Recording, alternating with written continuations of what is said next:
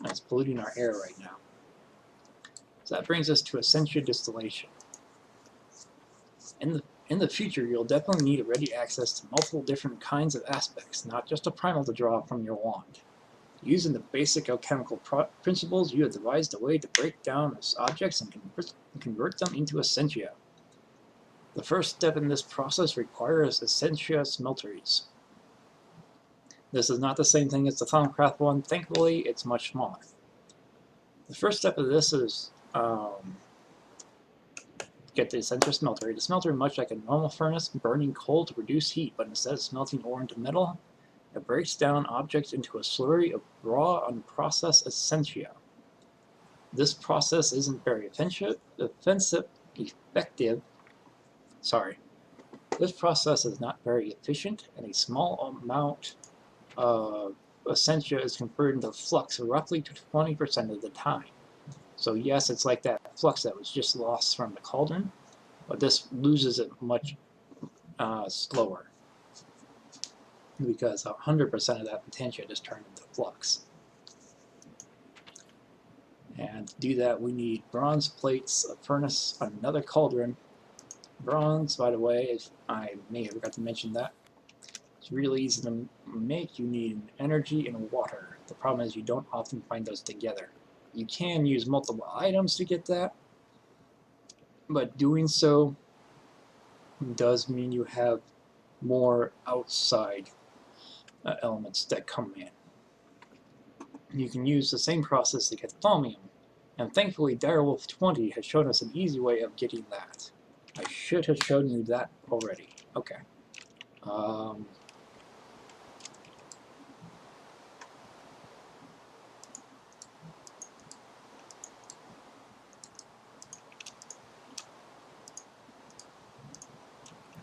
Thaumium is actually kind of important, so I'm going to go ahead and make a batch of that. Batch of that, or 6. But back to that.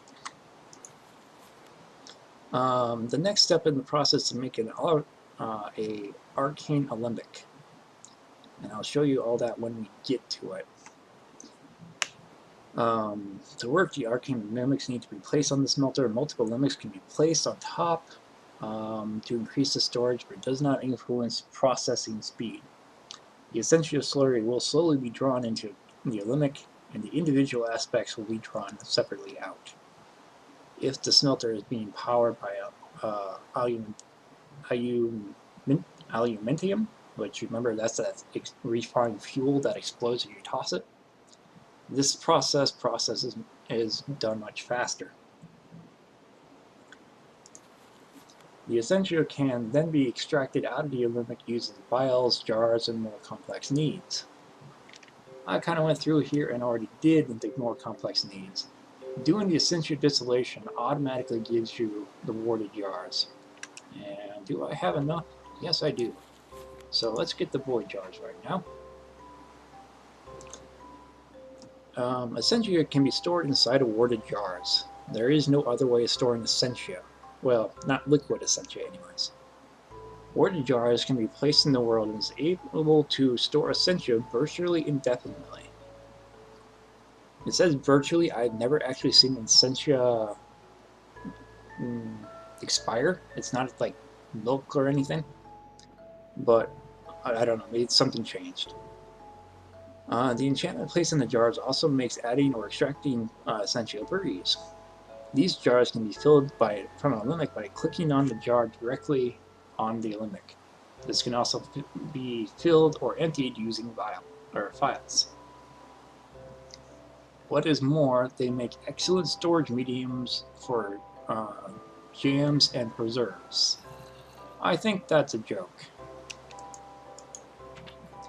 Shift cooking a jar with an empty hand will empty them. As long as the jar contains some essentia, you can attach a jar label to it. Keep in mind, you do not have to do this. If a jar has a label on it, it will lock that jar to that type of essentia, and it will not be able to accept any other kind of essentia. You can remove the label by shift-clicking on the jar containing the label. Take care not to shift click any other side as it will empty the jar as normal. You can place a label into the crafting bench with some essentia on it, and then place it on an empty jar and it will automatically lock the essentia to that aspect. The essentia used in this recipe will not be consumed. Placing it on a filled jar will change the label to that jar's essentia type. The label can be made blank again by just putting a crafting grid. Honestly, I'm not entirely sure why you would want to do this. If you have the file of essentia already, which already has 8 essentia there, I would just put the file into the jar and put the label on top of it. That's just me, though. And like they said, you can make it blank again. Now, there was a zombie out here. I want to try something real quick while we have monsters. That's a witch. I'd rather not tangle with that. But Mr. Zombie there, it looks like he's ready to see us too. On the other hand, the witch might have glowstone.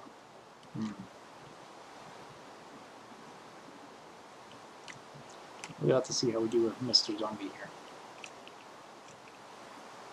Hey! I'm going to be cheap because I'm not exactly great at combat. I just lost a snare. Oh well. So then I think we have to kill him while he's still emitting particles, which is not going to happen with a bucket. Okay, we now have the first step of blood magic. This is the demonic wheel. Wheel quality 4.5. I'm not sure what that means. We'll find out. Okay. Essentia tubes. You have discovered several ways of transporting essentia, but none of them have proven on a large scale. Until now, you have unlocked the key to creating stable and relatively leak-free tubing. While mundane chemicals can be transported in glass and certain types of essentia either dissolve or simply pass through it. By warping the glass and iron and treating it with quicksilver, you've managed to protect it even from the most volatile types of essentia. Gold fittings finish off the piping system and are visually appealing. So this is a way to get essentia out of the alumix. Remember, you have the smeltery make the essentia, and it goes up into the alumix that are stacked on top. And they can be used to be connected to all manner of chemical devices, including water jars. Let's see here. Essentia flows through the tubes whenever something is connected to the jar that accepts it, like a water jar. Jars containing different kinds of essentia will only draw half the essentia towards them, or will only draw their essentia towards them. Tubes, however, can only draw and transport one kind of essentia at a time. The highest drawing strength will take priority. Without the proper use of valves, it is quite easy for a network of tube to get jammed up. The use of valves is essential. When you see gases being vented from a tube, it means different kinds of suctions are interfering with each other. This color gives a clue as to the type of suction. The essentia valve acts much like a normal length of tubing, except that it can be turned off by hand or a redstone signal. When it's done, it cuts off the essentia and it cuts off suction. The essentia resonator is a good way of troubleshooting for your tube network. It can be used on a tube or any other essentia using the device. You see what essentia is currently containing and what suction is applied. Not a hard recipe, but it does require nether quartz. It's kind of, I don't want to say it's your basic mod wrench. It's probably closer to like a voltmeter, because tubes have ratings you can use to see this with.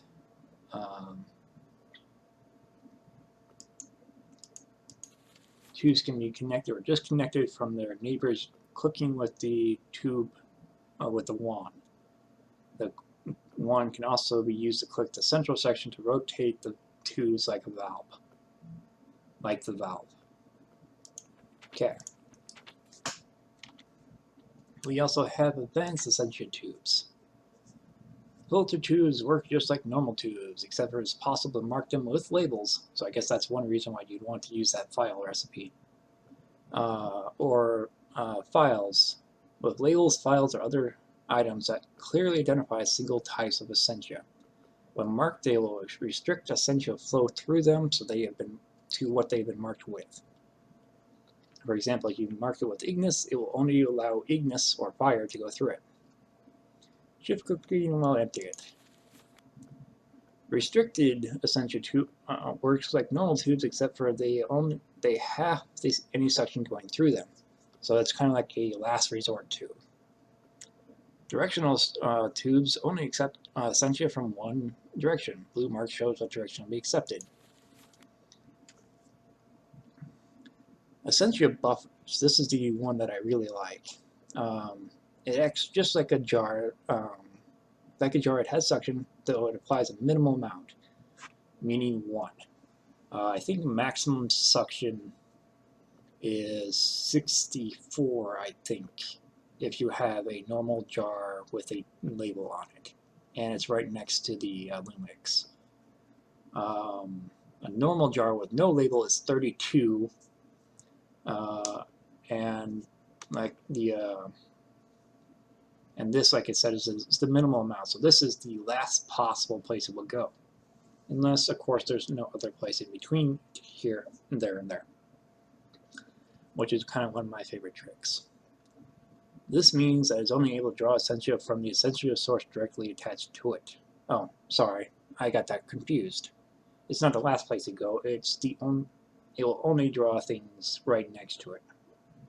So we'll probably need a couple of these actually. However, tubes can be connected to all sides, meaning it's invaluable for getting essentia out of the device, like a centrifuge that contains various degrees of essentia.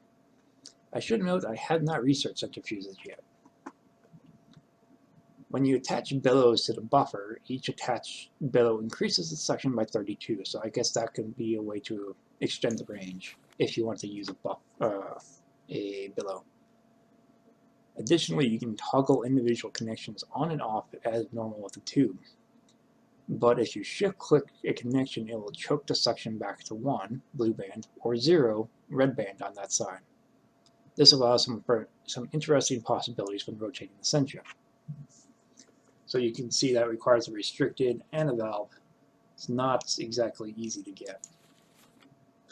And it also shows you our chemical construct, which is funny because they don't actually show you any information about that yet. I would think that would be in the tubes network, but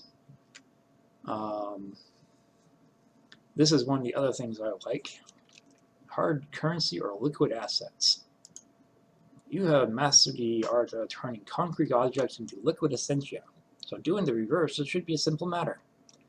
Basically what this is it draws essentia just like a normal tube, but instead of going into a jar, it goes into this, and then it spits out shards. Those shards, one shard is one essentia of whatever you need. The downside is that means, well, correction, the great thing is that means it's very easy to get it into here in very exact amounts. But if you want to put it into any other thing like the infusion altar, or I'll show you a way to automate alchemy later, the hard assets don't work, so you will have to melt them down again. The crystallizer ejects the crystals into the world or into a container. It can be disabled with the redstone signal. It draws TeraVs into the ore to power itself. So basically, using this, we could get a jump start until we're ready for the automated alchemy, or maybe not a jump start, but a alternate, more precise means. Because even if we use the files, we would still have to put in multiples of 8, or else we still get flux running around. Improved essentia distillation. While smelters can be very fast, they could always be faster, especially at the speed at which they break down the essentia slurry into usable essentia. The auxiliary slurry pump is placed on the side of the smelter and acts as a secondary processor, outputting refined essentia to any alum mix placed above it.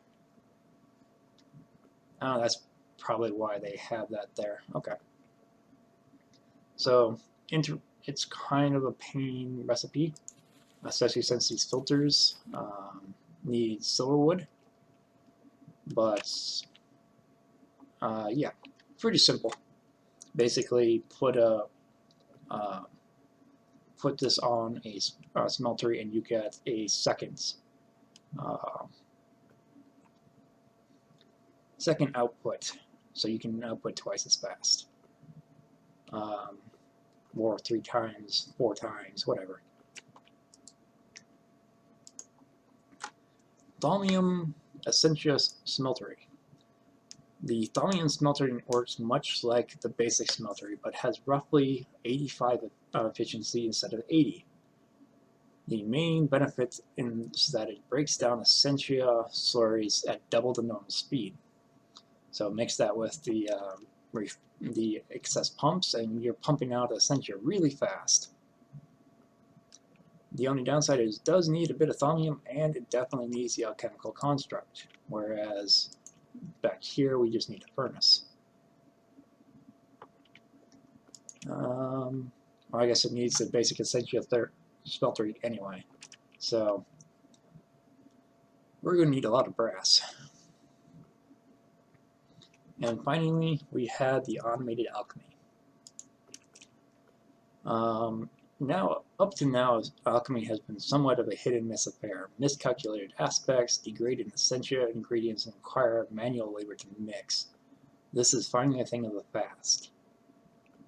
The Thaumatorium is a marvelous invention that allows a thaumaturge to select which formula to use or which catalyst to add. Then it automatically draws essentia from available sources like tubes, as long as there is a supply of catalyst that produces the required effect perfectly each time. The crucible that forms at the base does not require water, but a heat source is still required. So ideally I'd want to put a niter underneath that. When you have access to the device, you will not see, or you will see several slots. The top left slot is where you paste. This all is easier seen than explained. The created object is ejected out of the front of the device and into an inventory placed in front of the ejection port. For example, a chest. So, we got that. There is one more thing there I did not get, but I kind of want to show you the other processes before I do that. So, since we got the mnemonic wheel here, let's turn back on JEI and use that to make the blood altar. So we need 2 gold, some smooth stone, and 2 gold, smooth stone, and furnace.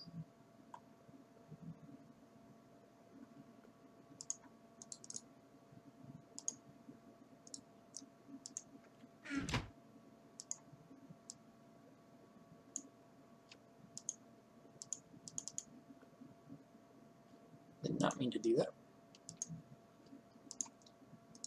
And that mnemonic wheel.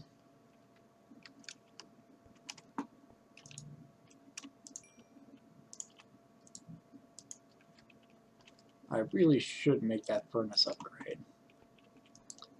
Oh well.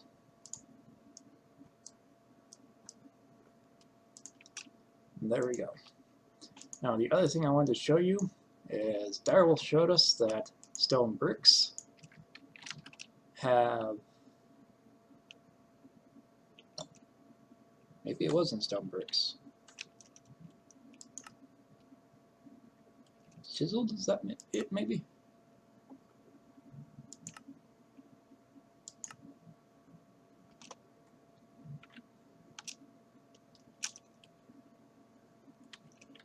Maybe it was chiseled.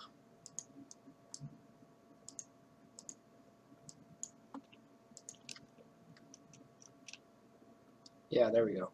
Chiseled stone bricks have Ordo and Terra on them.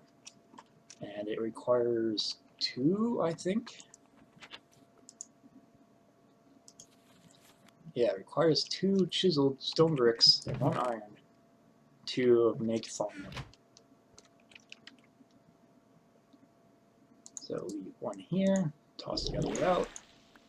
There we go. Perfect recipe, and no flux is created. Does it say how many times we can make that?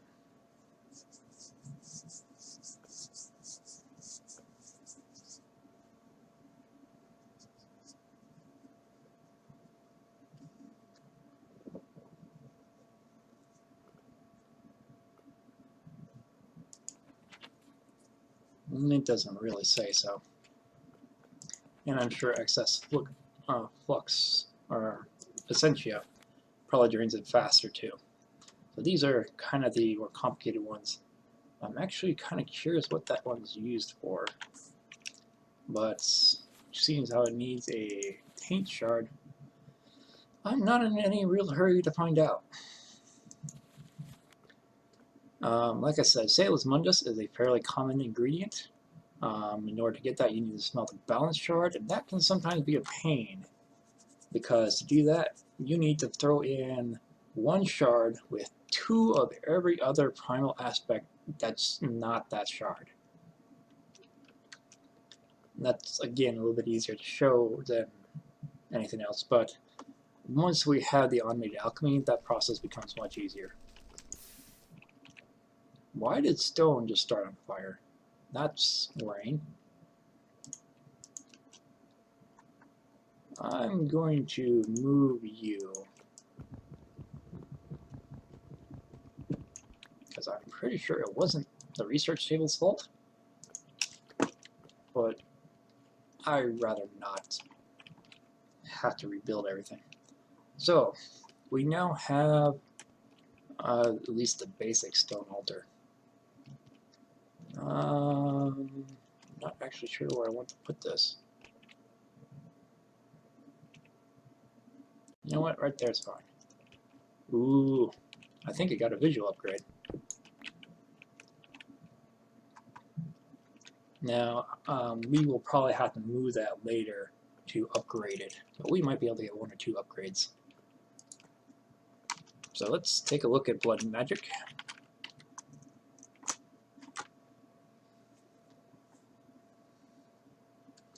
And I think to get started, we need sacrificial dagger, which is a bit of glass, some iron, and some gold. Now we do got some glass, but I actually have plans for that. So we'll look up furnace. Okay, so that one, a couple bricks. So we'll need 16 clay.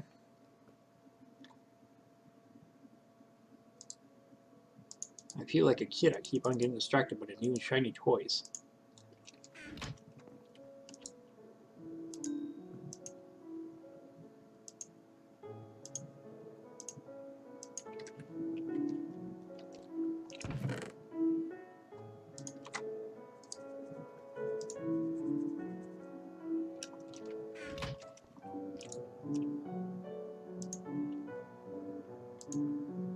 We will need that furnace once it's done.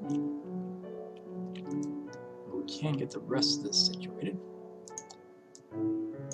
Let's use these. And we're going to convert all of them over to the chiseled stuff right away.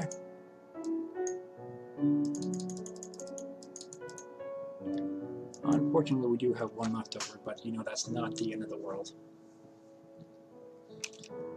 And we can use that to get more Ascension now. About 5 more. So that will give us, ooh, we're going to need more iron. So we're going to want that pulvis going too shortly. So we're going to need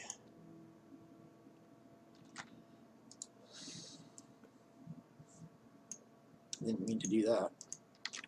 We're going to need 4 iron right there.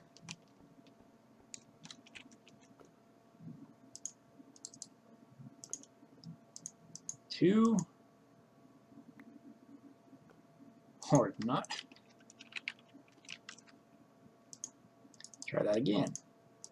2. There. We now have thorium ingots.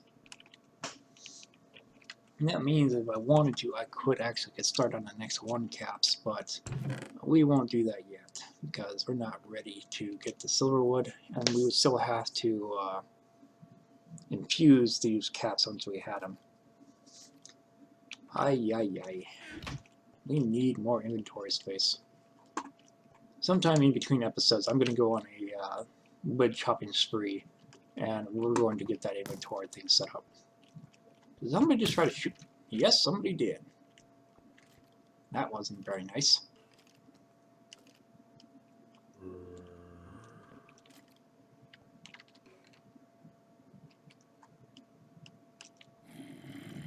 I'm still a little confused as to what that will stuff is. Because we got quite a few snares, and I suspect we're going to need it for other things. Yeah, contains a little will. So will is something we can store up for something.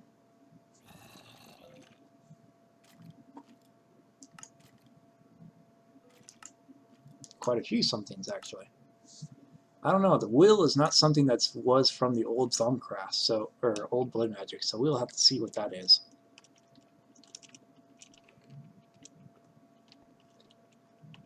On the other hand, I really don't have a whole lot of space for that right now, so, okay.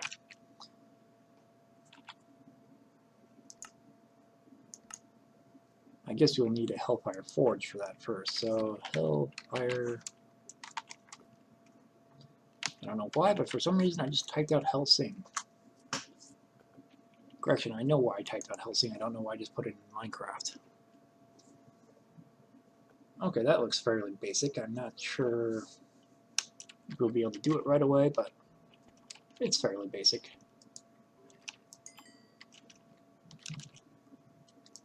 Okay, so to start with, 4 bricks.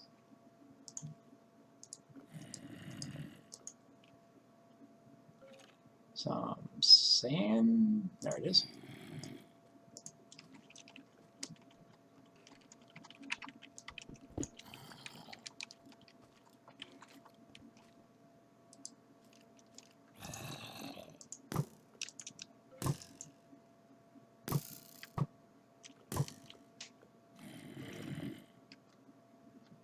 He's just begging to get killed, isn't he? Both of them kind of are.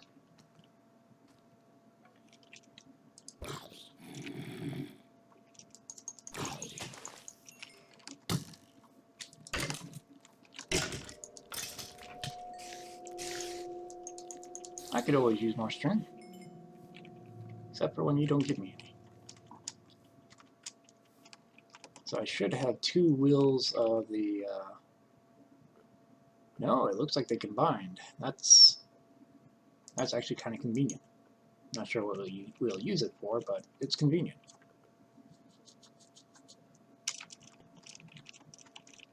Okay, so furnace, right.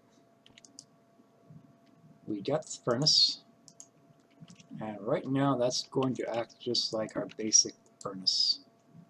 It looks a little bit different, but normal speed, normal fuel consumption, bonus 0%, and XP is 0. We're going to need to try to fix that. But the other 16 sand I got, we're going to need to make sandstone. Sandstone has very few uses, as you can see.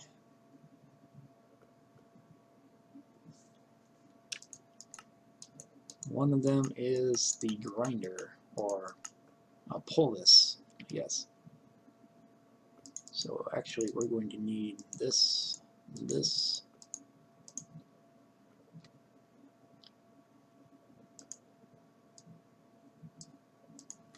There we go.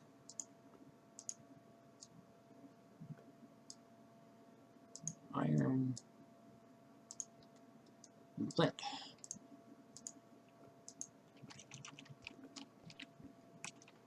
For the time being, I'll just put it right on top. Actually, I probably should make a whole hopper. Yeah. Okay, so let's take a look at furnace again. Efficiency, I can't really make that.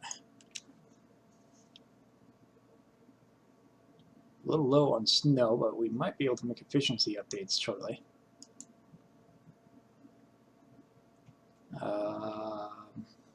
Could make that. Definitely can't make that yet. Haven't found any diamonds yet, which I think we need a diamond to continue with blood magic, unfortunately. Definitely not. Definitely not. And if we can find a couple more cinder pearls, we could do that, because that's just blocks of coal, and that would be nice. Let's see here. See how well this works, shall we?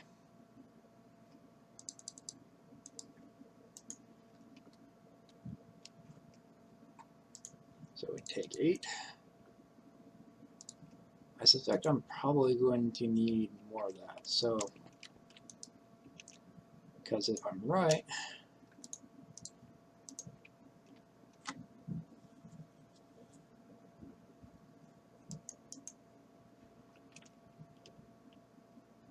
these are all the upgrade slots. This is the main slot right here. I'm guessing this is the bonus slot.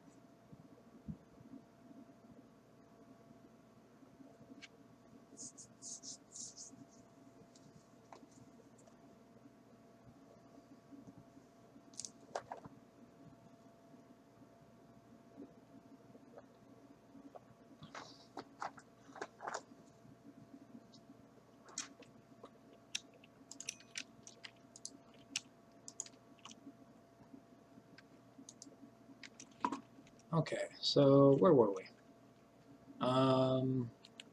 Blood magic.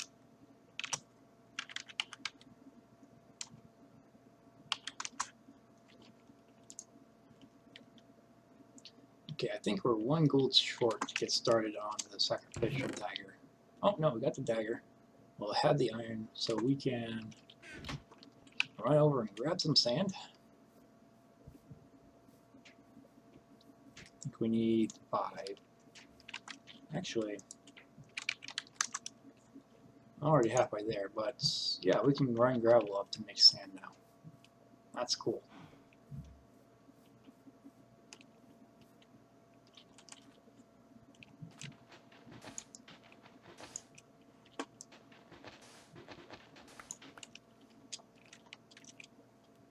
Oh, that's what it was.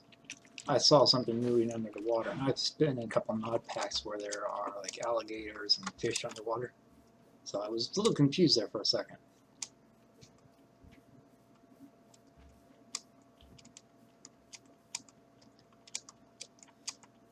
But I need to go on a heavy... I need to get started on the inventory mod.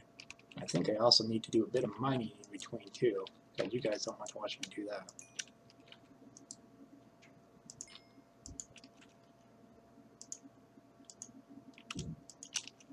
Again, pellets are good, at least until I start messing with the numbers a little bit.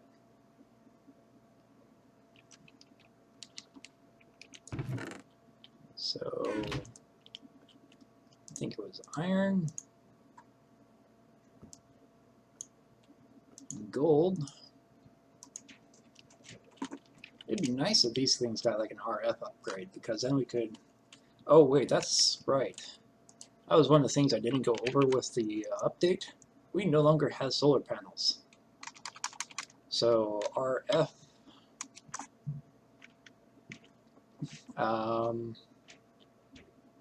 We now have RF items or RF tools in here, and I know progressive automation has a little bit of RF in it, but I don't think we have anything that can really make RF. Timer sequencer, counter, redstone signal, transmitter, dialing device done. Yeah, dialing device. If you're thinking Stargate, you're not far off. I guess we got the cold generator there. And I think there's a generator in regressive automation, but there's not a whole lot there.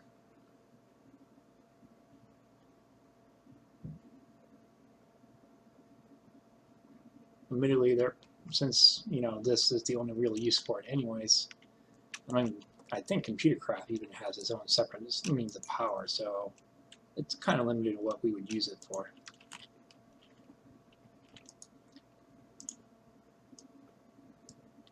And we have the sacrificial dagger.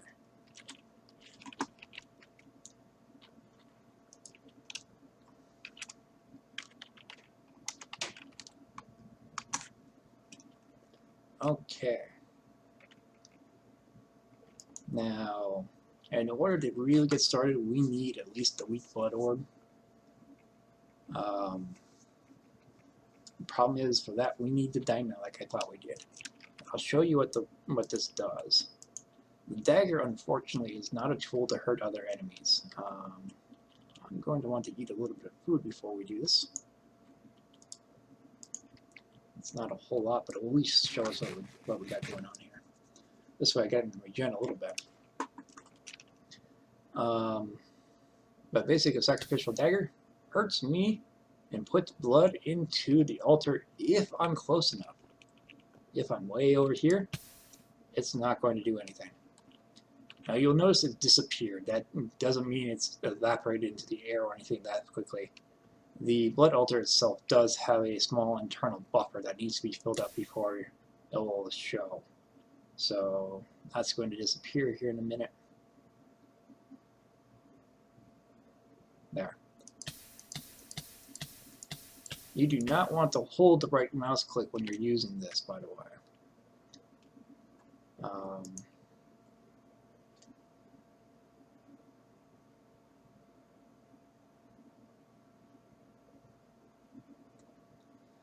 I think I just used the mouse wheel again, which means we just locked up.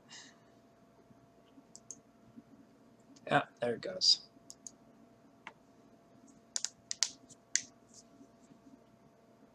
Well, welcome back to YouTube. I'm afraid I just made the mistake of crashing myself again because of the scroll wheel. Works fine on my hotbar, and it works fine when I'm using my scroll wheel to move things up here, but when I try to use it to move it down here, then it has issues. So yeah, that's something we're going to have to fix. But frankly, this episode is getting on rather long. So what I'm going to do is I'm going to toss the rest of my stone in here.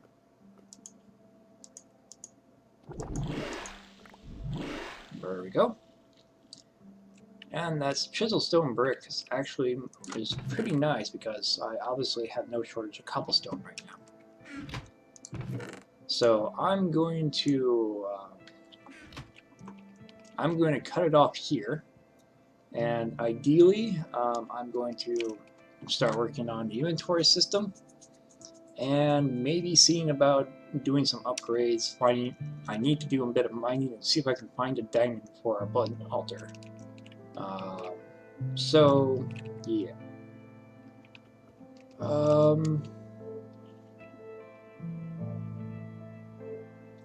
Yeah, can't really think of anything else that needs to be done, so I'll do all that off screen so nobody's really out anything. Next time I hope we can get back started into blood magic with the weak blood orb, and then we can get started a little bit on Botania. Just get the basic setup going because that will take ages to actually get into. But once we do that, I want to try to set up a Ascension distillation setup. If we need to, right next to the cauldron should suffice. But I would actually kind of wanting to get a base started so I have more room, because I would have to fit the if I get to the point of making infusions, this is not a whole lot of space to put it in. So unfortunately, both the infusion altar and the blood altar are going to take up a lot of room. So that's just assuming the blood altar hasn't changed since last time I seen it. But yeah, lots of plans for the future. I hope to do a little bit off screen. I'll talk to all of you tomorrow. Have fun.